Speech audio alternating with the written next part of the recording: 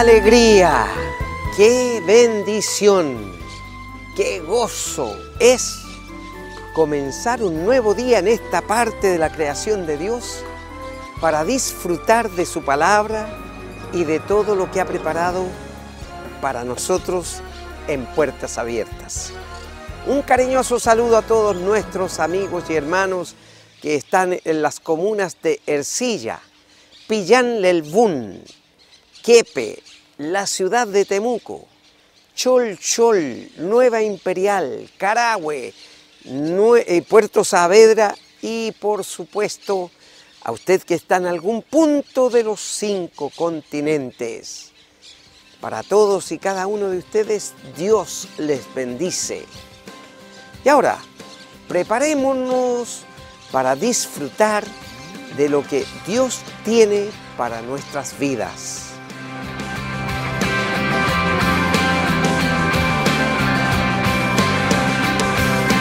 Cristo, moriste en una cruz, resucitaste con poder, perdona mis pecados hoy, sé mi Señor y Salvador. Cámbiame y hazme otra vez y ayúdame a serte fiel. Cámbiame y hazme otra vez y ayúdame a serte fiel.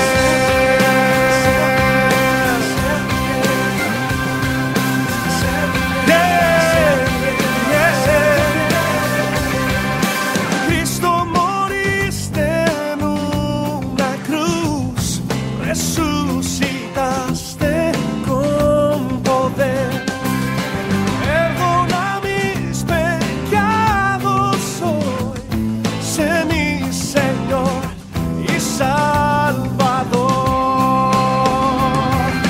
Cámbiame y hazme otra vez y ayúdame a serte fiel.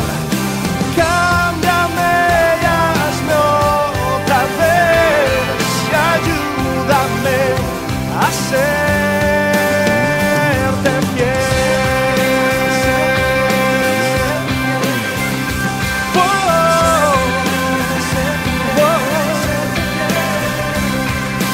cámbiame y hazme otra vez y ayúdame a serte fiel. Y cámbiame y hazme otra vez.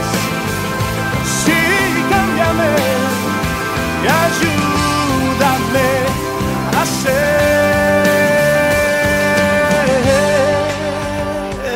fiel. Yo quiero serte fiel.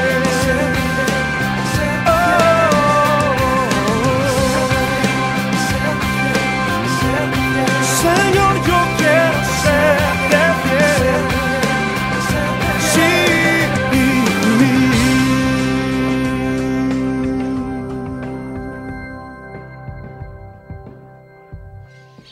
Esta mañana tengo mucho gozo de estar cumpliendo un compromiso que contrajimos la semana pasada con ustedes, y es presentar una vez más a nuestro invitado para el día de hoy, al doctor Julio Palavicini González, doctor en psiquiatría, a quien ya damos la bienvenida a Puertas Abiertas. Muchas gracias. Ya. Gracias por cumplir con nosotros nuevamente. No, sí, y seguirnos instruyendo como nos instruyó la semana pasada. Muchas gracias, señor. Hermano Julio, la semana pasada avanzamos rápidamente sobre temas generales, pero ahora vamos a entrar más al área chica y volver a retomar el punto en donde usted dijo que todo era intervención de la mano de Dios. La vida misma es un milagro, y es verdad. Pero acotándolo, llegamos al punto en que Dios interviene, sí, en una forma milagrosa en su vida. Entre los 10 y los 12 años. ¿Qué pasó ahí? Mire, yo tuve una tuberculosis, pero no pulmonar, sino que tuve una tuberculosis de las costillas en la espalda, ¿sí? En las costillas dorsales del lado izquierdo. Entonces se me infectaron con el bacilo de la tuberculosis alrededor de 7 costillas. Y a raíz de eso el hueso empezó a supurar y me salía pus por la espalda. Y Eso es poco común, ¿no? en esa época era común, la gente se moría de tuberculosis. Sí, pero a los pulmones, pero digo yo en las costillas. Es mucho menos frecuente, ¿ah? Es mucho menos frecuente en las costillas que en los pulmones. Entonces me supuraban las heridas por la espalda y me salía pus y eso era doloroso. Y fue un periodo muy duro para mis padres especialmente y para mí también. Me imagino. Después se fija, no había no había El remedio. diagnóstico era muerte, claro. Muerte, sí, porque no había remedio para la tuberculosis.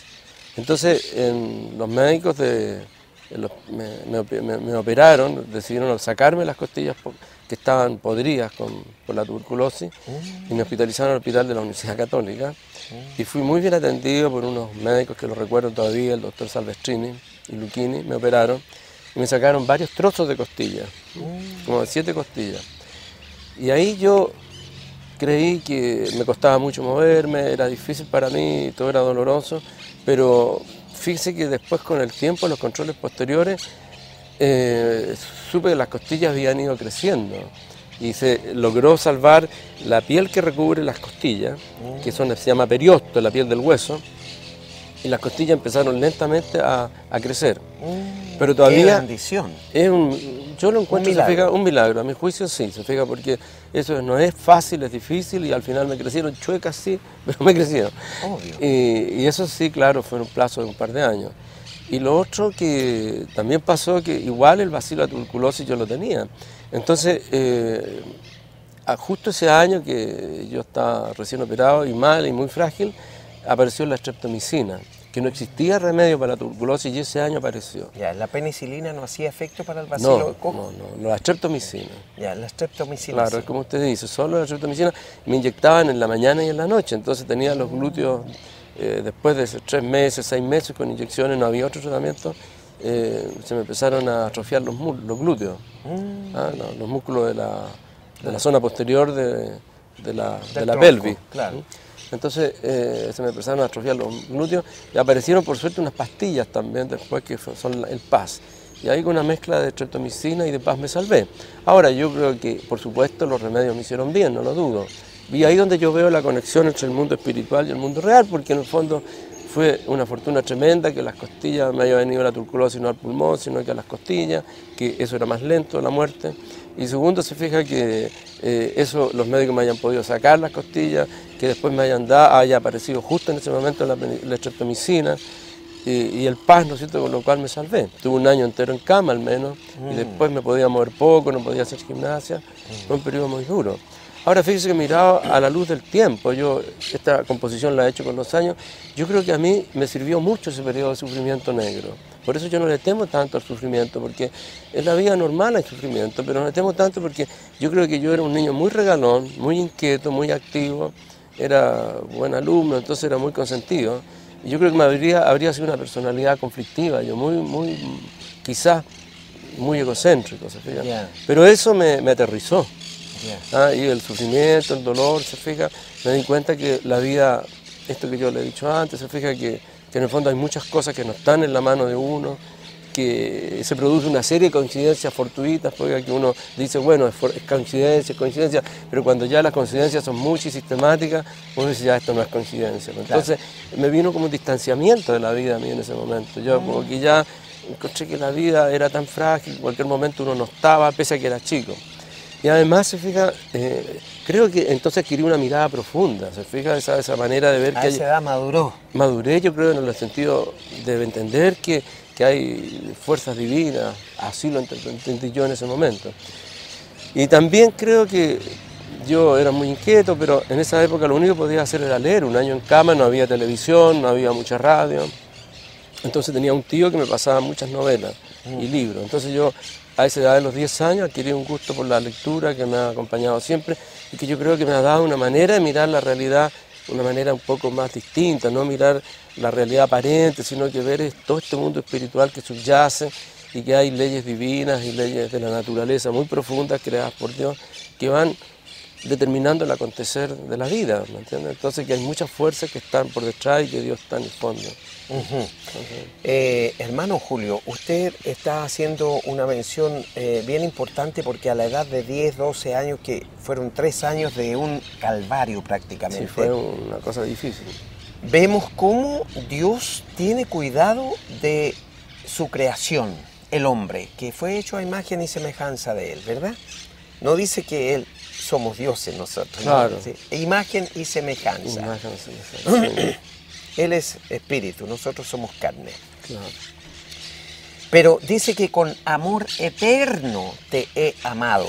O sea, Julio Pallavicini estaba en el corazón de Dios antes que el mundo fuese. Y en el Así corazón dice la de palabra. cualquiera de nuestros oyentes. Justamente, así es. Esa es la enseñanza que queremos dejar esta mañana. Pero aquí lo comprobó con Julio Pallavicini que, como lo tenía el cuidado desde antes de la creación del mundo, Dios lo ve proyectado hasta la eternidad. Pasando por todo este peregrinaje de la vida aquí en la tierra, Dios lo sabía antes. Y durante todo ese peregrinaje ha tenido cuidado en el hueco de su mano a Julio Pallavicini.